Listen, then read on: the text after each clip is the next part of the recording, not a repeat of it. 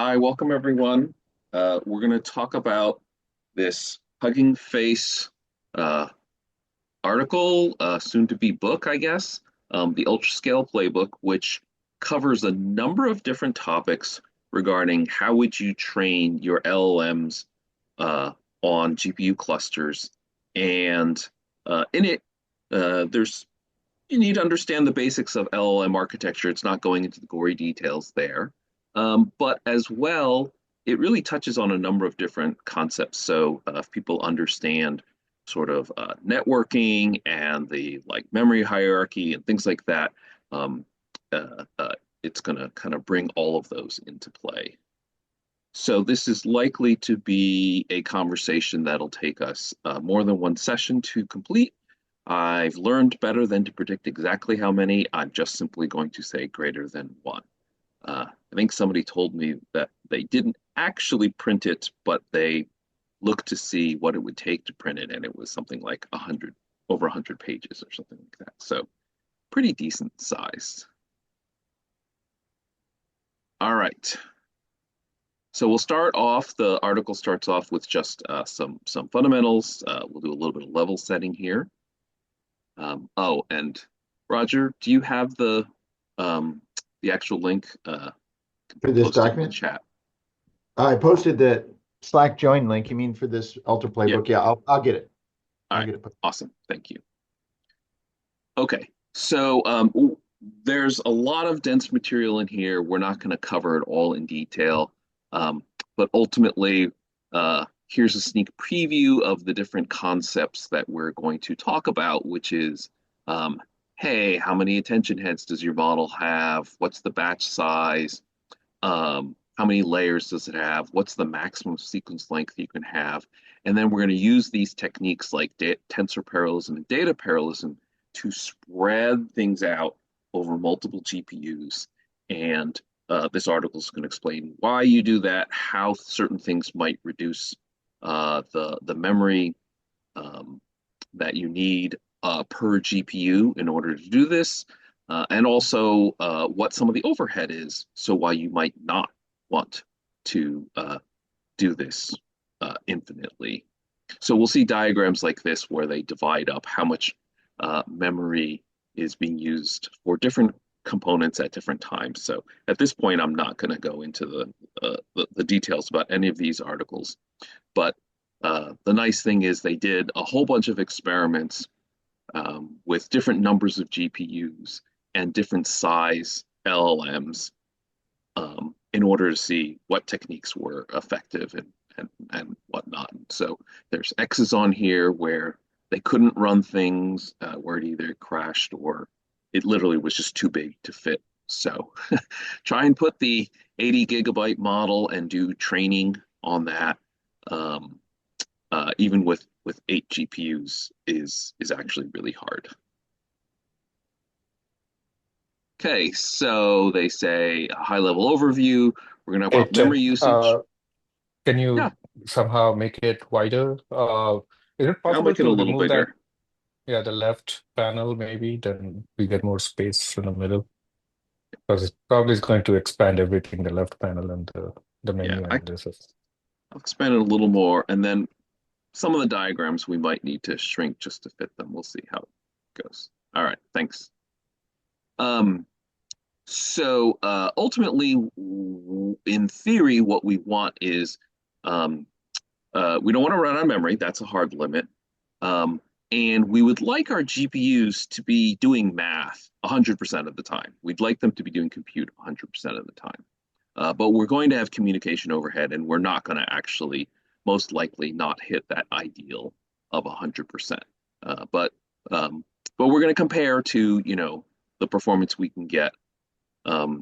Say the max performance you can get when it all fits on a single GPU, and see how much we can get linear, how close we can get to linear scaling from that. So here's this cheat sheet, which will make more sense after we've gone through everything. So not going to go through it right now, but they're going to introduce all the terms.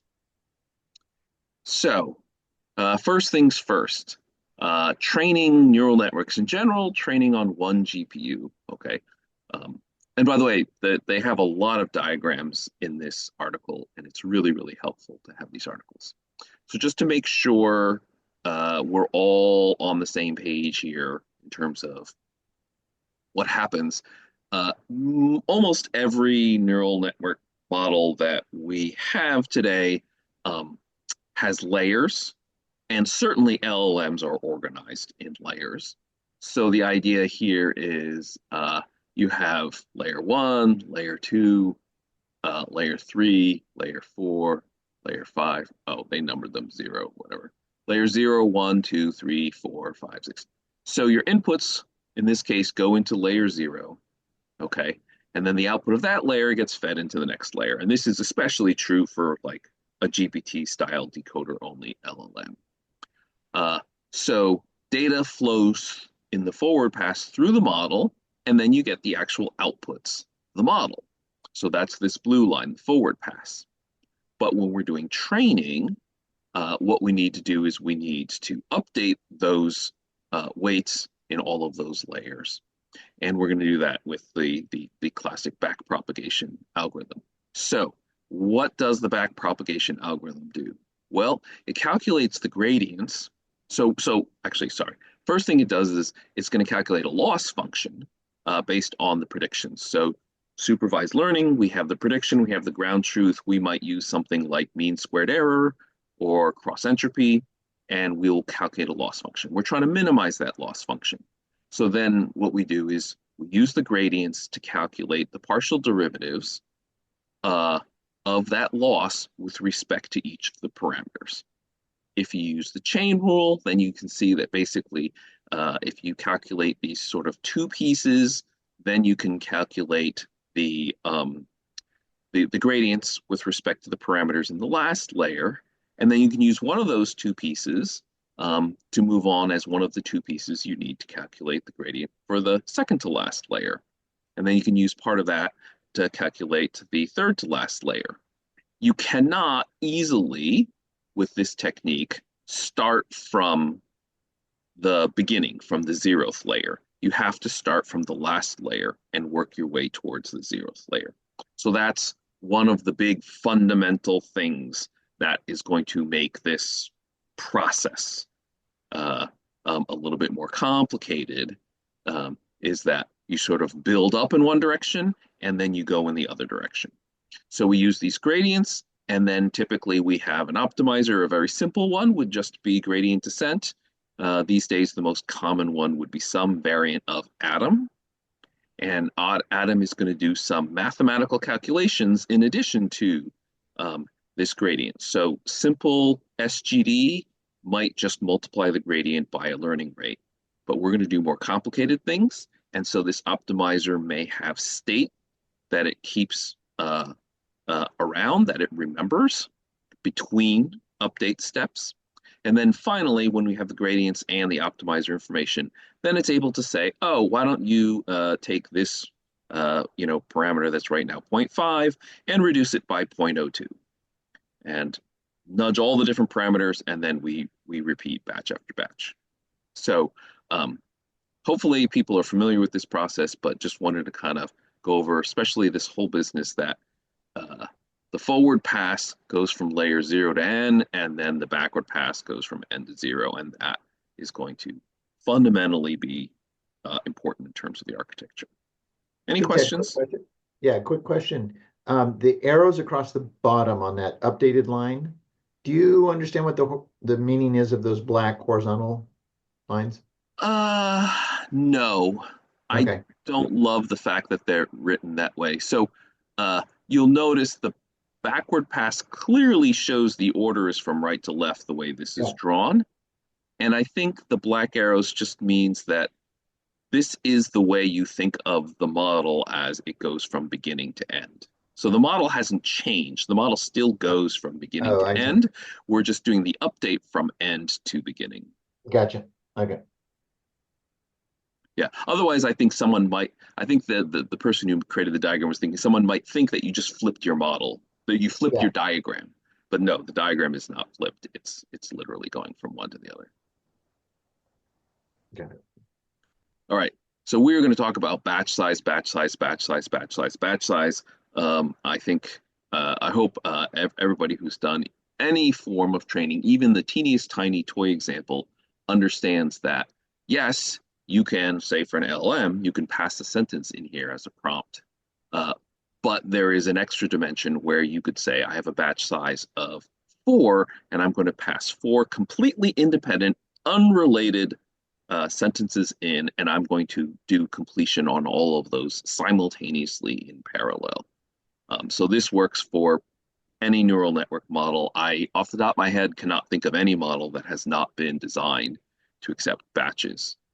So we're going to go ahead and we're going to do that, and we will see that the more you do it once, the more computations, the more memory, the more everything that it's going to take.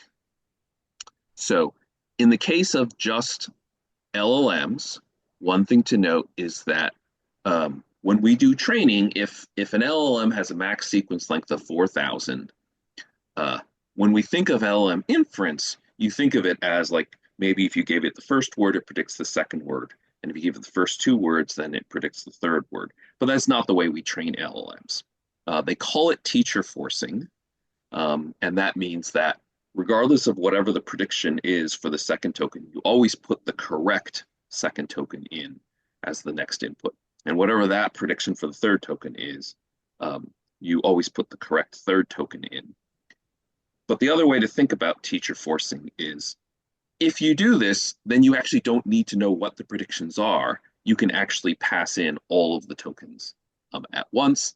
And the first time, if this is the first time you've heard about it, it may take a little bit of scratching before, head scratching before you realize that the prediction of what the third token is from the first 2 tokens does not really change just by me adding more tokens to the right of it, as long as I have this causal mask that doesn't let me see any of the information from the tokens to my right.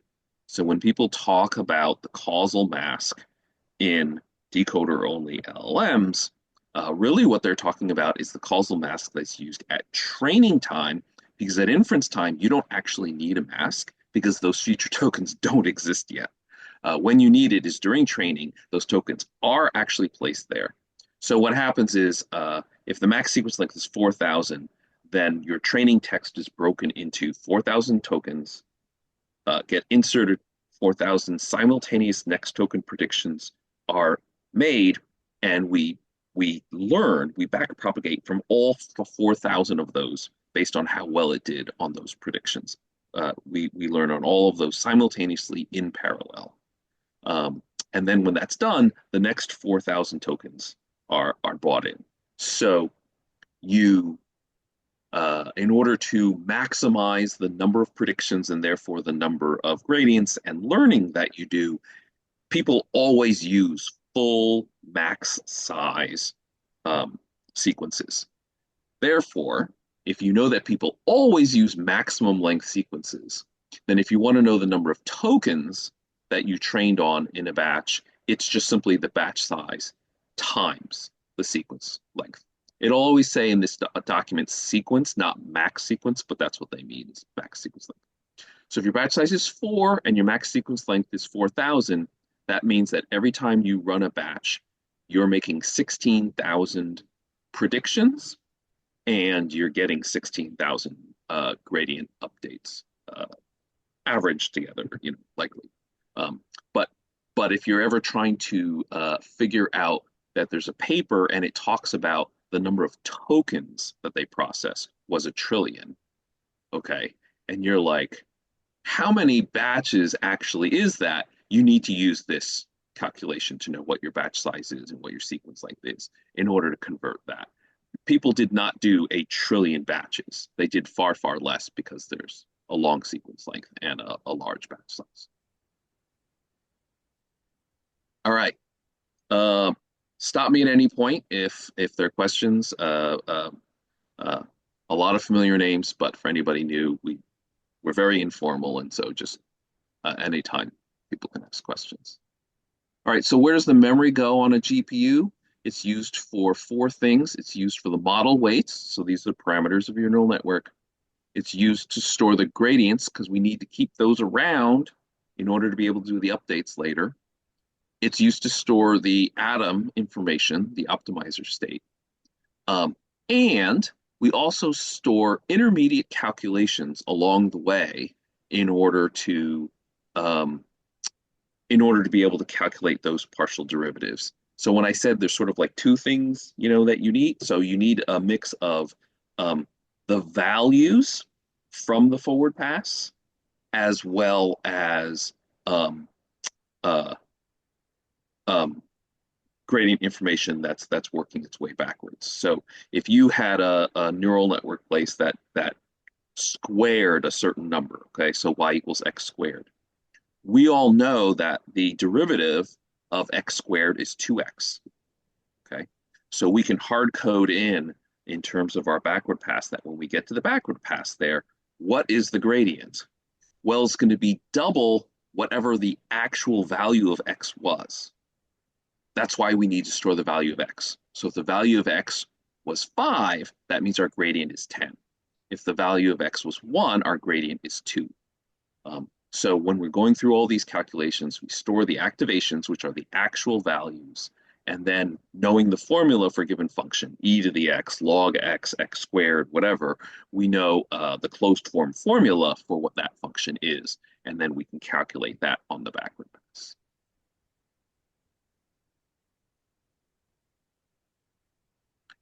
All right, here's a diagram. I'm not going to go into super detail. Yeah, question. Yeah, Ted, I had a question on something you mentioned before, a little bit above.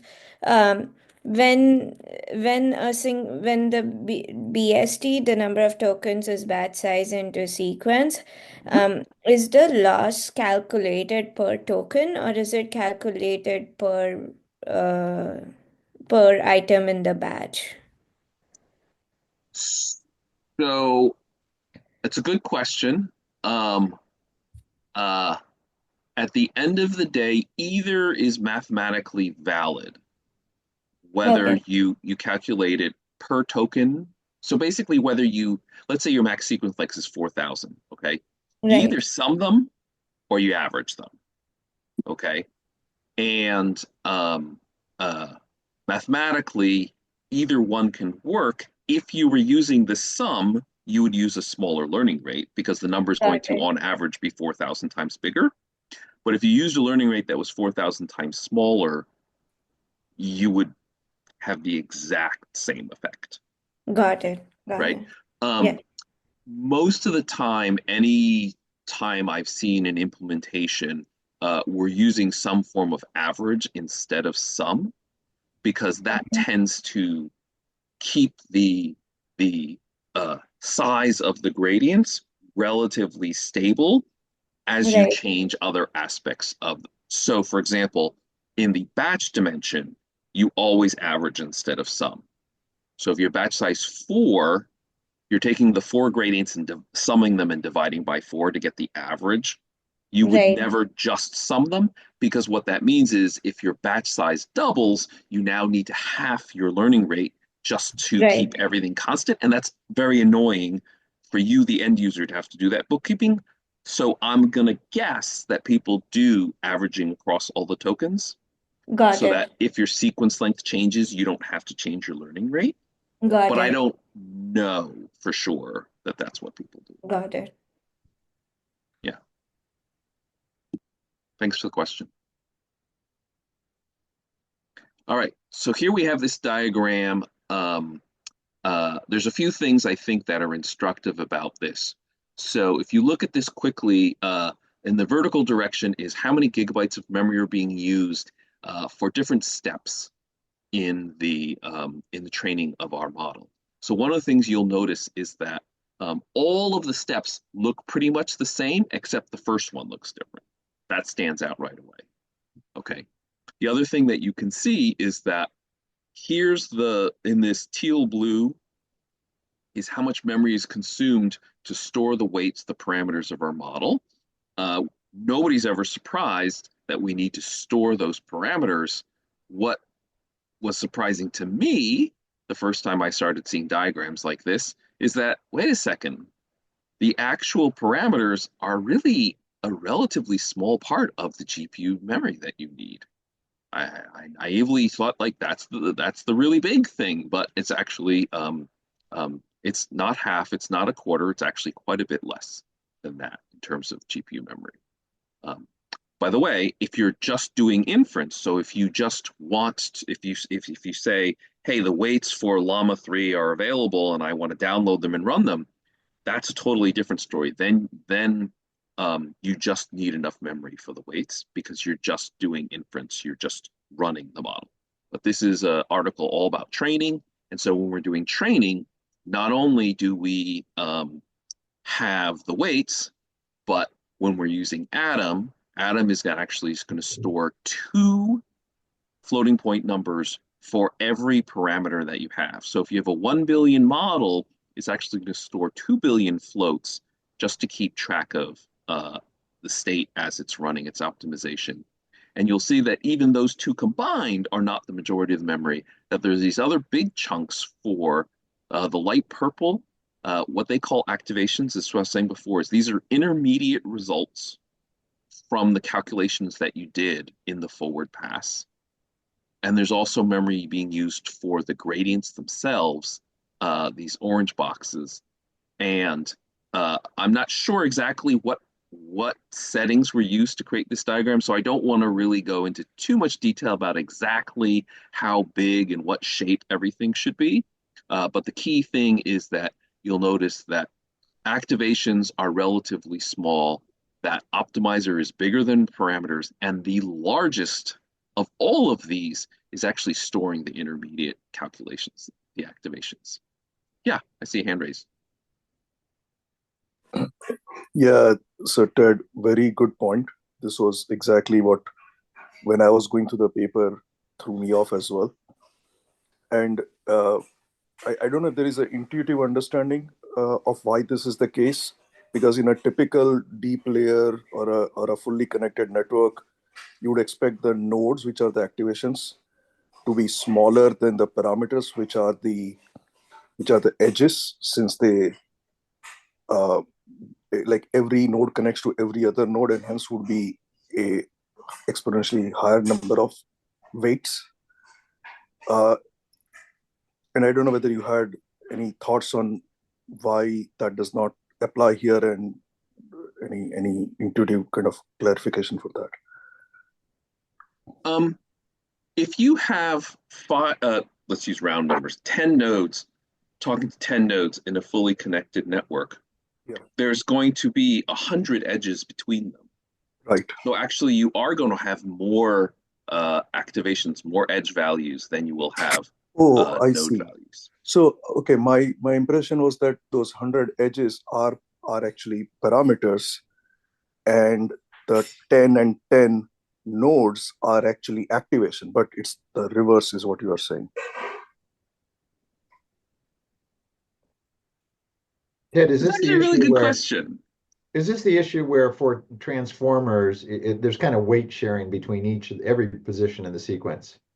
So you end up with a lot more activations than. Yeah, Yeah. that was my second theory, Yeah. Roger. That is it because there is a lot of in the attention head, there is a lot of key, query, and value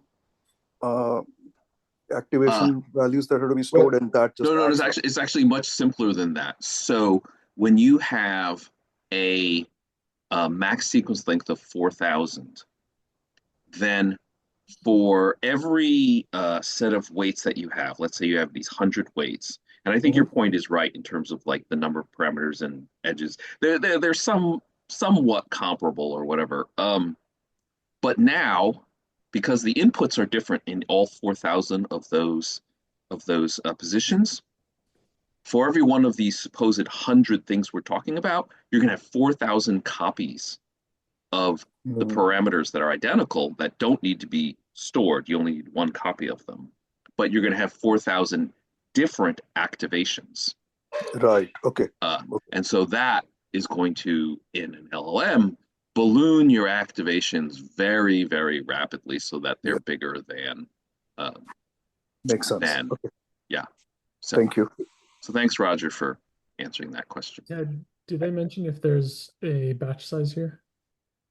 They didn't give any information, but so I don't want you to like start trying to calibrate and look at the height of something compared to the height of something else. But broadly speaking, uh, um, uh, you can say that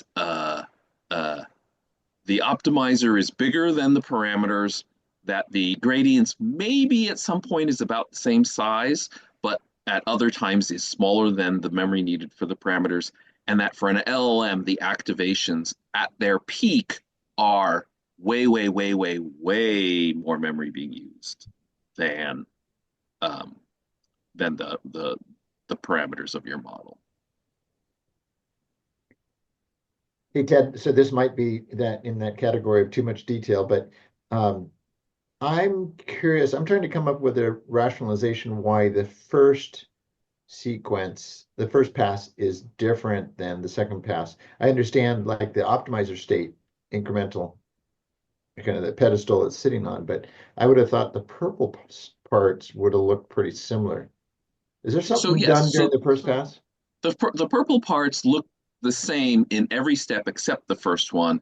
And what they state below in the text is that in the first one, PyTorch is doing a bunch of memory allocation. It's trying to figure out where it's going to store things.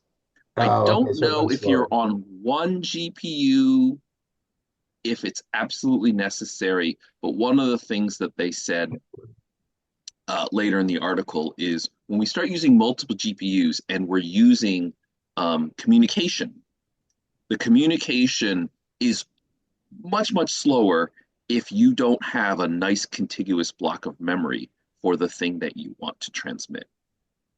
So they pre-allocate memory. I don't know if Gotcha. I have the right mental model, but I think of like literally they have pre-allocated and they've hard coded when I need to store the layer 5 bloody blah, store it at address 1234. And then when it needs to communicate it, it says read the, however many megabytes consecutively starting at 1234 and send that to node 7. And so that's one reason why you would see this big memory allocation is because it's Gotcha. figuring out all the things that it might need to store and making sure each of them gets a nice consecutive chunk ready for it. And so it's not like if people have done C coding, it's not sort of haphazard, memory allocation on the fly as you go. And it probably makes the code run faster too if you just sort of figure everything out and then kind of hard code it for the future passes. That one example which I thought of when I was thinking about this was you think of it as like you're trying to fit everything in a drawer, but before you fit it, you actually remove it and like arrange it, which would take much larger space, but then you neatly pack it into a drawer. So the second pass is like where it's neatly packed and like the memory is completely optimized, but the first one is where it's like moving it around and like trying different combinations. So it takes up more memory initially. Yeah. Yeah, thanks. All right. I'll one more thing before we move on. Again, don't take this overly literally by trying to get out a ruler and measuring it. But if you look, this shows you these between these two black lines is when the forward pass happens. And a much longer amount of time, a much larger amount of compute happens in the backward pass, calculating the gradients. And then even more than the forward pass is the optimizer then taking those gradients and applying the learning rate and whatnot and doing the step and updating the weights. So I don't know if this is perfectly to scale, but this was also not my mental model. I thought of the forward and backward passes as being much closer to equal. And it may not always be this dramatic of a difference, but the backward pass is slower and bigger than the forward pass. And I think with LLMs, again, partly you have this sequence length thing that you brought up, Roger. So we're also accumulating, averaging, whatever the gradients over that dimension. And so Yes, in your mental model, just know that the forward pass is always smaller than the backward pass. Yeah, got a couple hands raised. Maybe I can go. So is this like on a single GPU with 80, a single 80 GB GPU, perhaps? This general pattern will be true no matter what, whether you do a single GPU or you do multiple GPUs. And we'll go into more details. So that's why I'm saying, like, don't try and read too much into this diagram yet. But I do think that it's instructive to say that certain things are bigger than other things. Hmm. And the sort of, nothing in the optimizer, like half of it, all of the gradients are gone, everything else is gone. I wonder what's going on there, where Yeah, there's so only, yeah. this profiler may have been from a certain implementation that had multiple GPUs and it was waiting for communication or something like that. Okay, yeah, Uh, that makes uh, sense. Yeah. yeah. And again, like, don't read too much into this. We could probably get like a real one and then really like peel it apart to see exactly what's going on. But generally speaking, it's important to know that the optimizer is non-trivial. It's not like, oh, and there's this little blip that happens, you know, which Right, I yeah, think I didn't really appreciate, right? It's like forward yeah, pass, backward pass, and it's, it's one line of code. It's just, just multiply the gradient by the learning rate, right? It's like, well, yeah, it's a little more work than that. yeah. Yeah, it's like, you've got your model, which is like, let's say, 5 GB in this. And then it's like, okay, well, you need optimizer, and you know what? It'll cost you double. And then you know what? Activation, well, that's quadruple your model. So Yeah. that's, yeah. But if you're Uh, doing the vanilla SGD, then there is no extra cost for the optimizer. This is if you're doing Adam or some fancy optimizers. that's right. So there's some extra calculations there where it's um I don't remember, but it's like calculating like a variance and things like that. And so it's a non-trivial calculation. Yes, life would be much simpler um, if we were using vanilla SGD. We would save all this pink memory, and it would be faster. But the reality is, Atom works so much better than vanilla SGD. Nobody dreams of using vanilla SGD. They all pay the memory cost. And it turns out that for something that doesn't have a sequence link like a CNN, maybe you're paying a fairly heavy cost in terms of, like, whatever, tripling the amount of storage you need or whatever. But for an LLM, these are not the biggest part. It's actually the activations that are the biggest part. So when you get to, you know, longer sequence lengths these days, right? 16,000 is not even considered all that big. Uh, then it turns out that you're paying so much memory for this light purple stuff that the atom is actually not that much extra freight. Yeah, another hand raised. Uh, yes, I was just curious about the pink regions, based on my understanding, is consistently taking up more memory than parameters, those Yep. teal region. And based on the discussion, is that because of the optimizer stakes takes up more memory than parameters? Because many of those optimizers, like Adams, they store additional tensors for each parameter. Is that right? Yeah, my understanding is basically we're going to get into what size storage do you use? Do you use a 32-bit floating point number or a 16 or whatever? Okay. But Atom stores exactly two numbers for every parameter. So for each parameter that you have in your model, it stores a number so that it can calculate the momentum, and it stores another number so that it can calculate the variance. And so it is naively always going to be double the amount of memory that you need just to store your parameters themselves. Thank you. So, do you think it requires to break down of the memory consumption in optimizer states? Like for each trainable parameters, the optimizer, like for those optimizers, and they maintain extra tensors. Like I don't know how to explain it. Like to break down the memory consumption and the total memory usage for each parameter. When you say breakdown, do you mean like for our understanding? Or are you talking about a different way of doing things? So, for example, I'm thinking about because Adams stores additional tensors compared to others. Um, so, like, based on that, most, yeah, or based on the total memory usage, like optimizer memory, like to parameter memory. I see. So you're saying like maybe the PyTorch documentation page should say, hey, if you're considering using this optimizer, know that it's going to store double what your parameters, and if you use this other one, maybe it only stores single or stores nothing. Is that what you're Yes. asking about? Yes, because PyTorch, we know that dynamically PyTorch allocate more memory buffers.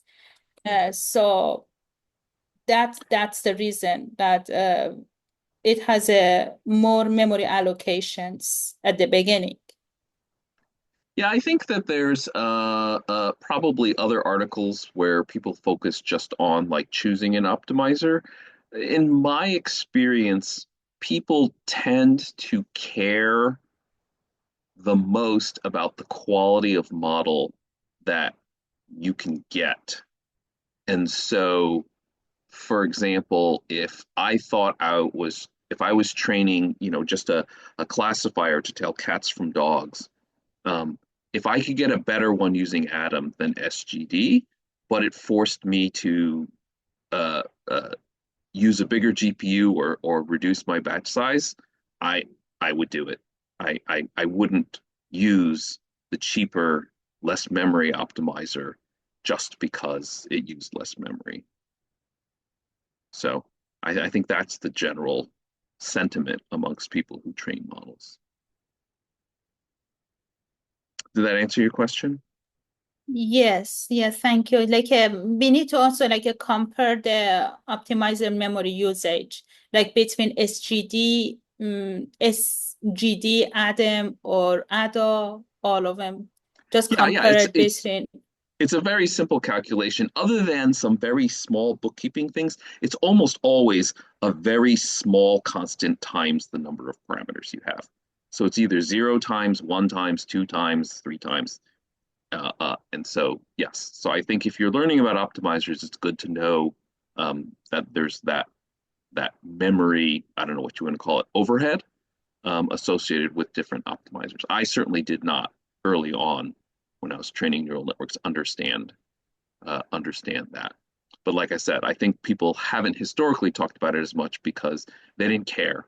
If you could get a better dog cat classifier using this optimizer, then okay, I would just pay the price of needing, more GPUs or whatever, or slower training because that was the name of the game is training the best possible model you can get. Yeah, and that could be another reason that why we cannot free the optimizer memory. The one that you mentioned about the PyTorch pre-allocation memory and how it can keep it reserved. Yeah, regardless of what your strategy is, whether it's statically allocated or dynamically allocated, it doesn't change the fact that you're going to need lots of memory for that. All right, so I'm going to move on. There's obviously more details in this article. I'm not going to cover all of them, but they show that you can calculate certain things, you can calculate formulas, and stuff. And what we quickly will see here is that when you look at the number of parameters you have, there's going to be this h squared term, where h is the model dimension. So sometimes it's referred to as model dimension, model underscore d. I call it the residual stream width, whatever. But basically, when you take a token and you embed it into a vector, then the vector is going to be, let's say, 512 floats, or 2,000 or 8,000 floating point numbers. So it's this, if it's 8,000, then this h squared is where you have things like your Q matrix is going to be 8,000 by 8,000. It's going to be 64 million parameters just for that one layer's Q matrix. And you're also going to have the K and the V, and you're going to have your MLP, and then you're going to have however many layers. So 48 times that. All right. If we are storing things in good old-fashioned 32-bit floating point, then the memory needed for your parameters is going to be 4 times the number of parameters. The amount you need for the gradients is going to be a very similar number, so 4 times the number of parameters. So that goes back to the earlier discussion, I think. And then, since almost everybody's using Atom type optimizers, Atom W, whatnot, then basically you can see here it's double. It's 8 times the number, because Atom's storing 2 numbers for every parameter. We will later on get into a little bit about using smaller numbers, using 16 or 8-bit numbers. But so this just gives you like a very basic thing. And so if you're just running a smaller model on one GPU, you can do these maths. How many parameters do I have, and how much memory do I need for all this? But for LLMs, we're going to see we still have this this need for activations that can be calculated, but it's not as obvious. I thought it was very interesting that they started talking here about that it's very common. In fact, for me, it's the default to use mixed precision, which means that you use 16-bit floating point numbers instead of 32-bit floating point numbers. And I did not realize that the total amount of GPU memory you need, depending on the scheme you use, is identical, or actually a little bit more, when you're using 16-bit floating point numbers than when you use 32-bit floating point numbers. The benefit, however, is that when you do the matrix multiplies of the 16-bit numbers, they're much faster. I don't know what they are. It depends on which model of GPU you have, right? But let's say that the matrix multiplies are 3.5 times faster. So for identical memory usage, you can actually finish your training 3 times faster. So that's the reason why people use mixed precision. But it's not actually to save memory, because I thought it did. Why? How does that happen? It's because you have a 32-bit master copy of some of the things, and you also have the 16-bit intermediate temporary copy that you're using to do matrix multiplies and stuff. Oh, okay. Okay. So if you could just do everything in 16-bit, then yes, it would have the amount of memory that you need. But because you keep master copies in certain places to avoid things like underflow, then you run into this problem. Yeah. Boy, that's and Roger, this is training, not inference. Of course, in inference, it will, when you have less, you're not using optimizer and other things. So I don't think you need, like, if it is quantized or smaller weights, then it should be less during inference. Okay, that makes sense. Yeah. I think there's also a difference when they talk about this, they're not talking about activations. So if you like, I'm not sure if they save the activations in like a lower precision, or they save it like full floating precision. Here they're only talking about like the optimizer and the weights, where it doesn't reduce the memory requirement. Yeah. Yep. I'm sure there are also many papers you could read about different schemes for doing different precisions, okay? But it's useful to just know that if you were going, say, from 64-bit floating point numbers to 32-bit floating point numbers, you would exactly have your memory requirements because everything would just change from 64 to 32. Once you start going below 32, because these these smaller formats don't have sufficient precision, there is generally going to be places where, so first of all, when we do 16-bit mixed precision, not everything is switched over to 16. Only some things are switched to 16-bit. Some things are still 32-bit. So right there, you don't save a full amount by cutting everything in half. And then in addition, there are going to be places where you say, I'm going to sum up a bunch of numbers. I'm not going to use 16-bit to sum up those numbers. I'm going to use 32 bits to sum up, to accumulate those numbers. And so for those kinds of reasons, whether you have the exact details or not, just know that you don't get the same benefit. So not exactly the same thing, but since Dave brought up inference, so people do 16-bit, 8-bit, 4-bit, even inference, but those numbers cannot represent the full range of numbers that you need to represent. So what people do is they have quantization parameters where they basically say, what's the biggest number, what's the smallest number, right? So now I know my range and so in order to use those numbers, basically what you have to do is you have to scale them back to their raw values. Well, those quantization scaling parameters, those also need to take up memory. And so at first it might seem like, well, there's not that much used.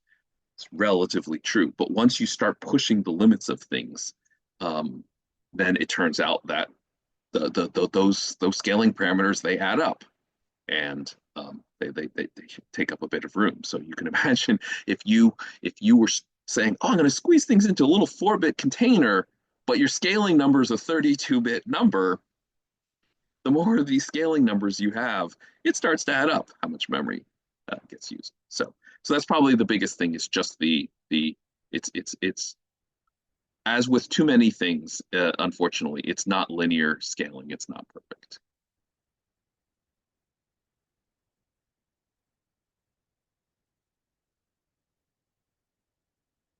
I see a comment about keeping both the 32 and the 16-bit.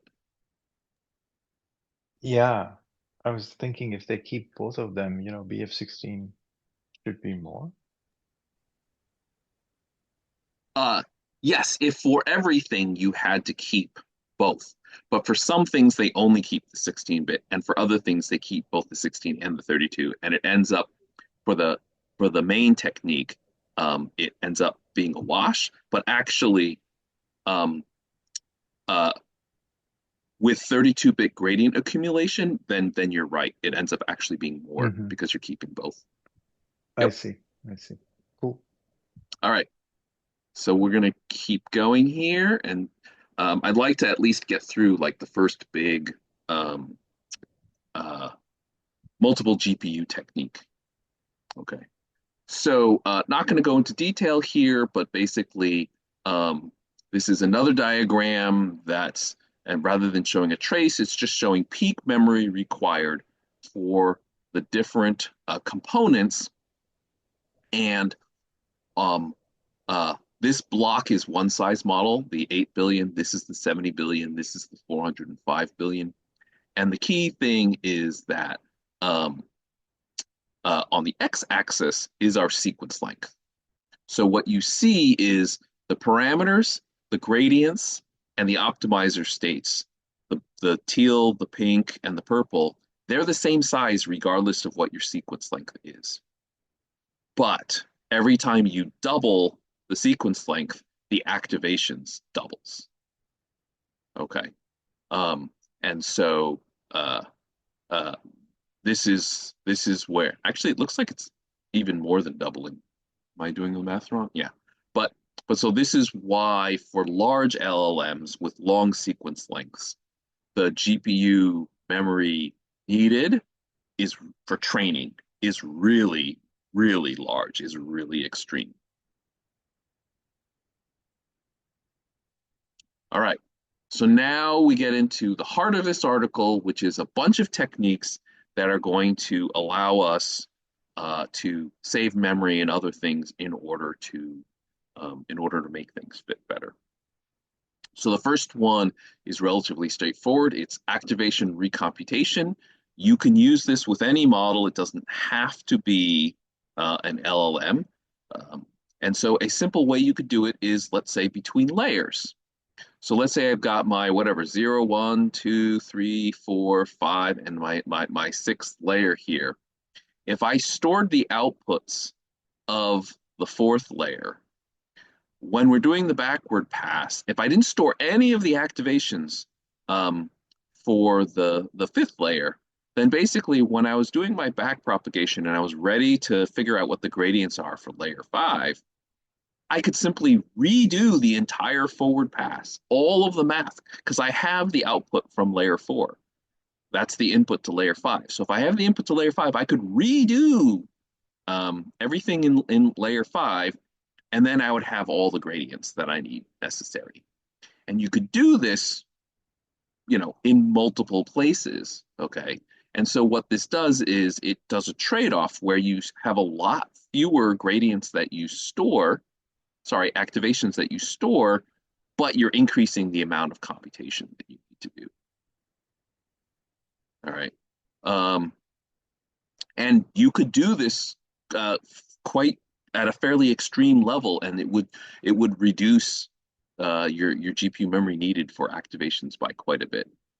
So they say that, hey, doing this full thing, between layers is the most easy to understand, but you can actually be more selective about it and figure out where the computations are expensive, where the computations are not as expensive, blah, blah, blah, blah, blah.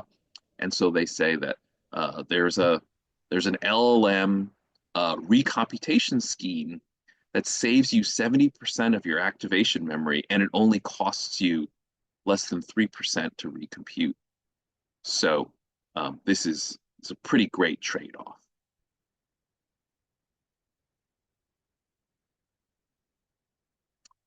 Here's a diagram you can play with different parameters to see and to exactly to see that savings. So if there's no questions, then the next thing you can do is you can do gradient accumulation, which basically says that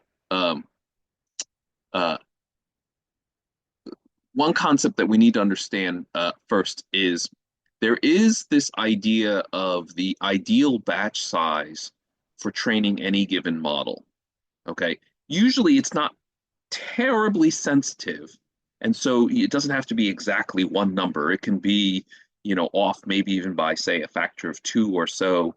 But what happens is if you use much, much smaller batch sizes, then of course, because those batches are small and they're randomly selected, your gradients coming out of it are noisier. Okay, we actually want a certain amount of noise, but when you get really small, they get very random, very noisy, and that slows down your learning because you're doing gradient updates that are just not really in the right direction. And so you're just sort of wandering around, spinning around. You're going to eventually get there, but it just takes longer. If you have the optimal batch size, then you have a pretty good estimate of your true gradient, and you're taking steps kind of in the right direction. If you already have a good estimate of your true gradient, and you do a batch size that's much bigger than that, you're just doing a lot of computations in order to get the exact same number because you already had a good estimate of the gradient. And so what you're doing is you're using up a lot more of your data, and you're doing a lot of math, a lot of GPU computations in order to get the exact same number. And so what ends up happening is your training takes a lot longer just because you're spending a lot more time doing math in terms of the number of optimizer steps to get your model fully trained, it's not more steps. It's just that if you say quadrupled your batch size, it's just maybe each batch takes roughly 4 times longer to compute for getting the exact same benefit of one optimizer step. So that's why there is this idea of an optimal batch size. And so for LLMs, because these are really huge models and people are very wary about having the right setup, there is going to be a target batch size that we're shooting for. And so then if there's a target batch size, what can I do if I want a bigger batch, but I can't fit it on my GPU? Hey, Ted. Yeah. Quick question. The optimal batch size, are there any tools in Hugging Face or whatever that help you determine that?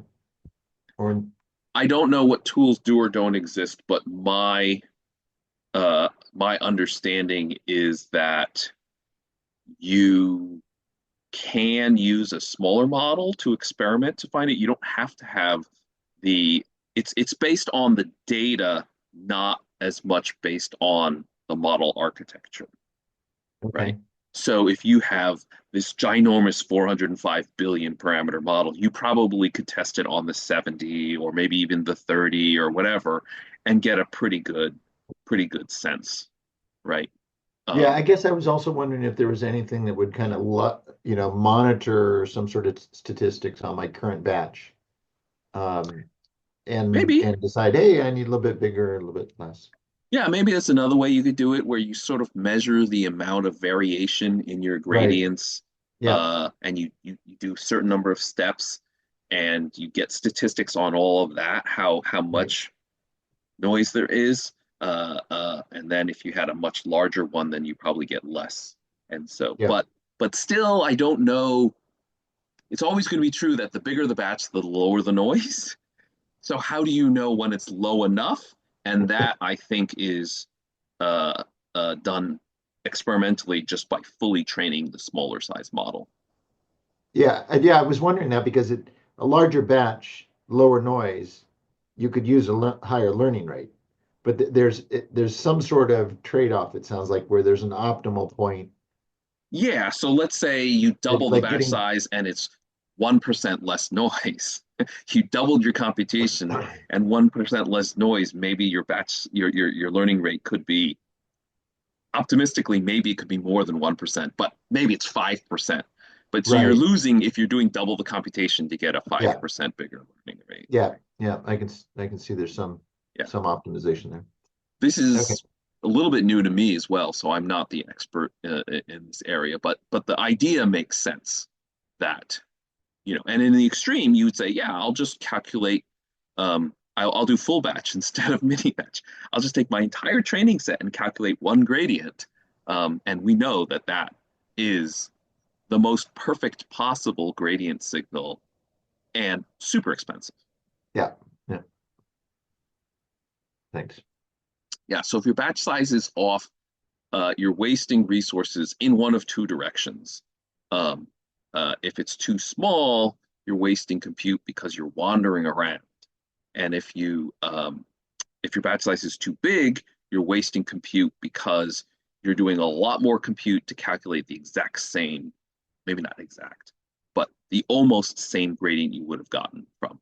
And so there is sort of this sweet spot. And again, the sweet spot's usually pretty broad, but say a factor of 10 and you're pretty much guaranteed to be off your sweet spot.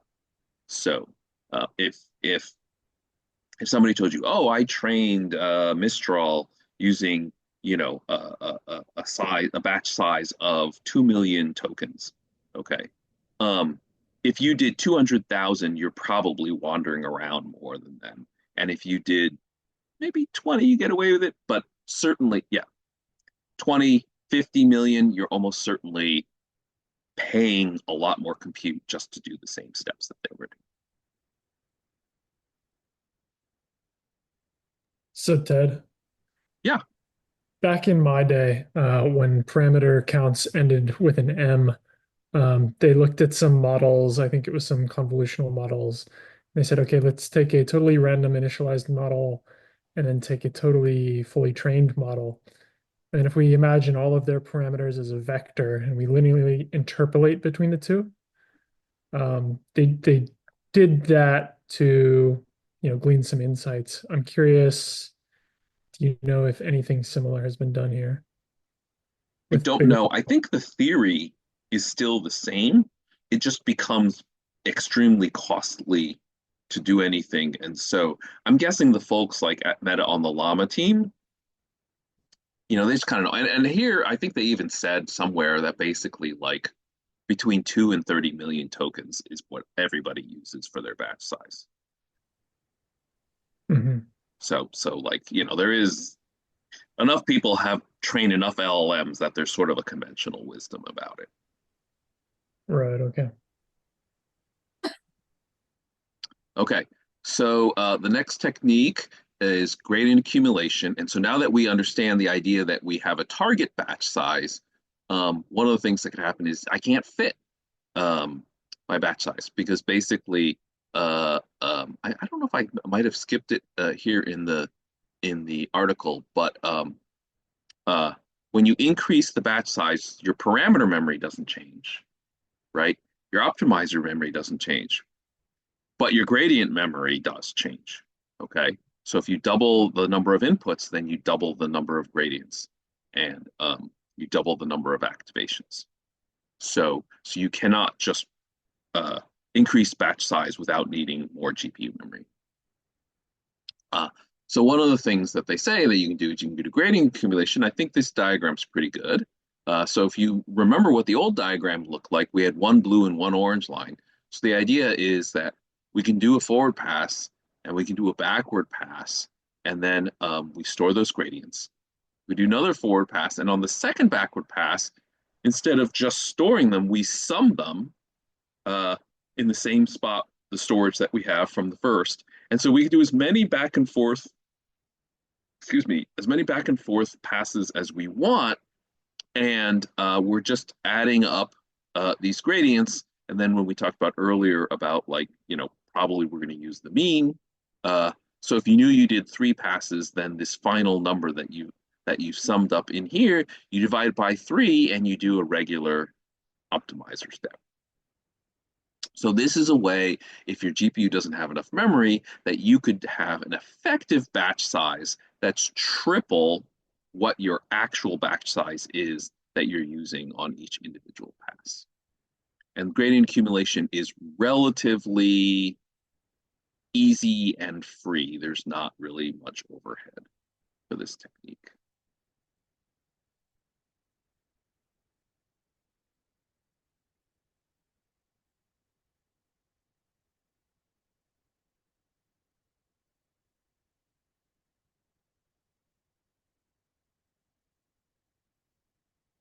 Oh, so somebody was saying gradients don't increase with batch size. I might have gotten that wrong. I thought they did if you do it the naive way. Um, I guess it depends on how you do the calculation. Yeah, the When, gradients would just be where, for the parameters. So yeah, the batch size doesn't seem like it increasing. gotcha. All right. Yeah. Thanks, guys. Yeah, question? Yes, I have a question about it. Just reminds me of those Kaggle projects that usually we face a lack of memory. So that means that when I look at this the section about the model parameters and then FP32 and BF16 comparisons, I noticed that BF16s is just it reduced the memory, right? And FP32, it's very helpful for the gradient accumulations. So it makes it more stable, right? So for these projects, especially for those Kaggle projects that we have, we use the large like a BERT, GPT, VIT, those large LLMs. So do you think that we need to combine BF16 and FP32 together So the combinations can help for the both the reducing the memory part and the gradient accumulations. I'm probably not the expert to answer that question, but what I will say is that if, generally speaking, if you can run in a lower precision without getting underflow and overflow errors on your floating point calculations, then it's always a great idea. The problem is that most of the time you can't. So the vanilla uh, the vanilla today, 2025 conventional wisdom is you can do mixed precision 16 and 32, and you don't even have to think about it. It will just work. Your model will converge and everything will be fine. And the cost of doing your 16-bit multiplies will be a lot less than the cost of doing 32-bit multiplies. So for anything else, if you can get it to work, great. But it's not easy. All right, I'm going to keep going, see if we can't get a little bit farther today. So, they talk a little bit about profiling. All right, so then now we're going to get to our first multi-GPU technique, and looking at the time, I think we won't even fully cover it, but wanted to at least get into the basics here. So, if we understand the idea of gradient accumulation, that I'm going to do 3 forward and backward passes before I do an optimizer step. What if instead of me doing those 3 passes sequentially on one GPU, what if I owned 3 GPUs? Couldn't I just do those 3 passes simultaneously on 3 separate GPUs, accumulate the gradients, and then do an optimizer step? And the answer is yes, and that's what basic data parallelism is about. So right now we're still talking about if your model fits on the GPU. We're going to get to other techniques later if your model doesn't fit on the GPU. But if we're just assuming right now that you've got something, it fits on your GPU, data parallelism, there is no theoretical limit to how much of it you can use. I said 3 GPUs. If you have 64 GPUs, you can have 64 copies of your model, pass in data to each of them separately, accumulate the gradients, and do an optimizer step. You could do it with 1,000, you could do it with 1,000,000, you could do it with 1,000,000,000. There's going to be, we'll see, 2 reasons why you don't do it with that many GPUs, other than the fact that you don't own 1,000,000,000 GPUs, okay? But there's going to be 2 reasons why even if you did, you wouldn't want to do that. So one of them is this optimal batch size we talked about. So you don't actually want a batch size of 1,000,000,000, okay? You actually want a smaller batch size. So that's one reason why you just wouldn't do it, even if you had unlimited GPUs. And the other is we're going to see that, well, there is this business of we have to accumulate the gradients together from all the GPUs. And so there's going to be communication, and there is going to be some cost associated with that. So we'll keep going here, and we'll talk about what is that cost. So naively, a very simple implementation is on each one of our GPUs. This is just showing one of them. But simultaneously on every GPU, we're going to do a forward pass with our data. We're going to do the backward pass. We're going to have our gradients, and then we're going to exchange, communicate our gradients to all the other GPUs, and then we can simultaneously do an optimizer step. And so we'll all have a copy of all the gradients from the other GPUs, and we'll all simultaneously do the math and get the same answer. So since we get the same answer, we're going to be applying the same updates to the weights, and our models will stay in sync. Had the 0, 1, 2, the 0, 1, 2, 2, 1, 0. I assume those are layers, right? Yes. So this is, imagine you had only a 3-layer model, and so you do your forward pass, and then you do backward pass, and again, backwards always in the reverse order.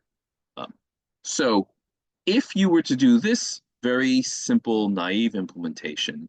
You're doing all this wonderful math, and then all your GPUs are sitting idle while the communication is happening and they're exchanging the gradients.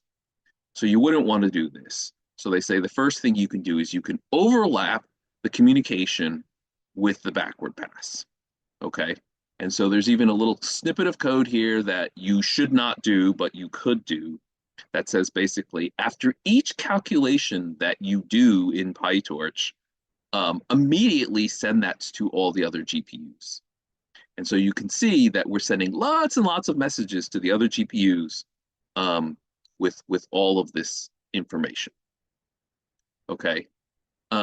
And what we're doing is we're going to do this all reduce operation. We're going to sum them all together, and then everyone's going to have a copy of that sum, and we're going to do the same optimizer step over here on the right.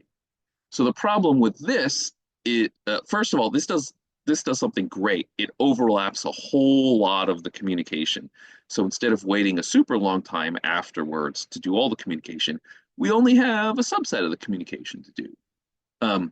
But lots and lots of little tiny communications is going to be very inefficient. So a simple change we make to this is let's do bigger chunks at a time. And so you get this diagram where it's like, okay, I did the backward pass for layer 2, and instead of lots and lots of little messages of every little calculation I did, I'll bundle up all of the gradient information for layer 2 in one bigger message that I sent back and forth. So conceptually, it's the same. It's just doing it in bigger chunks. And that makes the communication faster, even though conceptually, we're not overlapping anymore conceptually. Okay. And then the other thing that you can do if you're using this technique is this. We talked about having 3 GPUs instead of doing gradient accumulation, but the reality is it's not an either or thing. So you actually could do gradient accumulation and do data parallelism across multiple GPUs. Okay. And if you do that, it turns out that, well, you don't really need to, oh, they don't have a diagram for it. You don't need, so let's say you're doing 4 gradient accumulation steps and you have 100 GPUs. After each of those backward passes on your local GPU, you don't immediately need to do communication with the other 99 GPUs. You can actually wait until you've done all 4 forward and backward passes and locally accumulated the gradients from those 4 passes. And then only one at every 4 passes do this all reduce where the 100 GPUs all talk to each other. So that's the more sort of sensible, common way to reduce the amount of communication you need with data parallelism. So right now, we've covered a lot of the basics, and we've just started getting to, they have sort of what they call the 5 degrees of parallelism. We're not even done, but we've talked about the first degree, which is data parallelism. So to continue next week in the conversation, I think we'll be able to get a lot farther now that we've covered the basics, but we'll see there's more to the story of data parallelism. And then we're going to introduce 4 other techniques where you can spread things out over GPUs different ways. But what data parallelism does is, if you think about a I don't know, sort of like tensors, these multi-dimensional arrays representing your data and all the parameters and all of that. Okay, what we're doing is we're taking it along the batch dimension, and we're splitting it up across GPUs. So you could imagine having a batch size of 400, but because we have 100 GPUs, each GPU only sees an effective batch size of 4. Okay, so that's the data parallelism technique, is it's splitting things up on the batch dimension. And what we'll see is that we actually have techniques that will address other dimensions as well. So we're going to have like layers, and we're going to have sequence, and we're going to have actually the data itself. It turns out that you could arbitrarily split the data and the parameters any way you want. Okay. The reason why we talk about these techniques is because these are the techniques that logically split things to minimize the amount of communication necessary between the GPUs. Technically, you could do it any way you want. You could split it diagonally. It's just that it would be horribly expensive, so nobody does it that way. All right. So this gets us to, I think, a pretty good stopping point uh, if you're following along in the article, you're going to see we're at this point called our journey up till now, and uh, we're then going to now talk about a fancier way to do data parallelism. We've still been talking about a fairly simple, uh, um, naive implementation. So we're going to make it fancier with this stuff if you look at the contents on here. Um, this zero redundancy optimizer business. Then we're going to talk about 4 other ways in which you can split things, one of which is only relevant for a mixture of expert models, but nevertheless, 4 additional ways in which we can slice things that all have fairly reasonable benefits in terms of the communications not staggeringly expensive. Um, and like I said, there's technically there's many other ways you could split it, but people just don't do it that way because they'd be more expensive. All right, so I think we will Ted, pause here. have you updated your time estimate for this series? To be I honest, guess I'm I gonna was go with more hoping than maybe 2. I was hoping maybe we could do it in 2 sessions, but Yeah, I'm yes, estimating more. I'm spending more at this point, like Yeah. always. It's fun stuff though, really cool. All right, I'm gonna stop the recording. I think it is 3, and the third one will be when Ted just wants to be done with it.